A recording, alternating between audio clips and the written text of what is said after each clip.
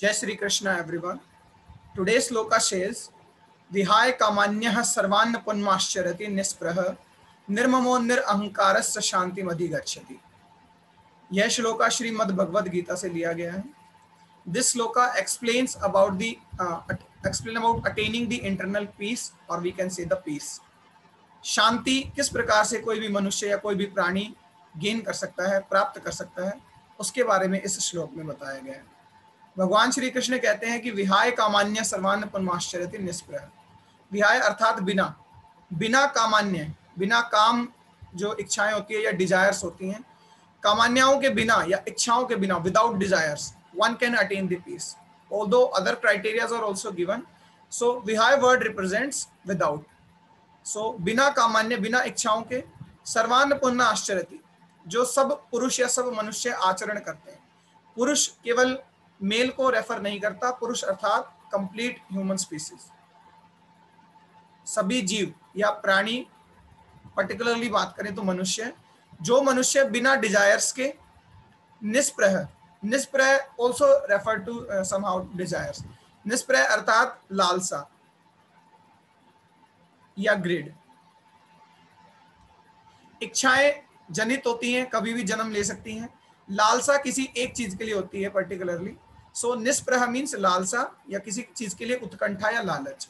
और कामान्य refers to the desire, कामान्य अर्थात desires, कोई भी जो इच्छाएं हमारी होती हैं. तो उन सब के बिना, अबंडनिंग them, so without desires or without any greed, if someone is living their lives, सर्वान पुण्यश्चरति मीन्स अगर कोई आचरण करता है बिना इच्छाओं के और बिना किसी लालसा के, ठीक है, तो इसमें मार्ग बताया गया है कि वो शांति को किस प्रकार प्राप्त कर सकता है. उसके अलावा निर्ममो, निर्ममो जो है उससे जो उसका मतलब है खुद के अहंकार के बिना, कि ये चीज मेरी है, अर्थात मम भाव, the nature of myself, this thing is mine, ये मैं ही कर सकता हूँ, ठीक है, या मेरे लिए ये चीज है, ये सब भाव के बिना. निरअहंकार, अहंकार रेफर्स टू द ईगो, जिसको जनरली हम घमंड भी कहते हैं, बिना घमंड के जो जीव रहते हैं. सो विहाय, विदाउट व्हाट, विदाउट कामान्य means without desires, without any greed, without any my self nature और my nature, that this thing is mine, और sense of mind we can say, and without ego.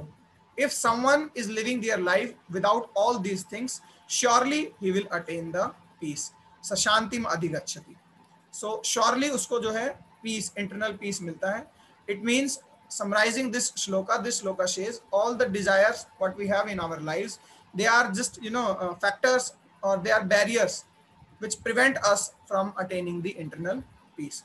So if we want a real peace, we want real happiness, we have to be in contact with the Lord, and the Lord tells us the way that without these all things we can surely attain that peace. So the one who lives abandoning or depleting all the desires, moves about without longing, without any greed, without the sense of mind, and without the egoism, that will surely attain the peace. So it's a very nice shloka from Srimad Bhagavad Gita, which really gives us a very better knowledge about the internal peace.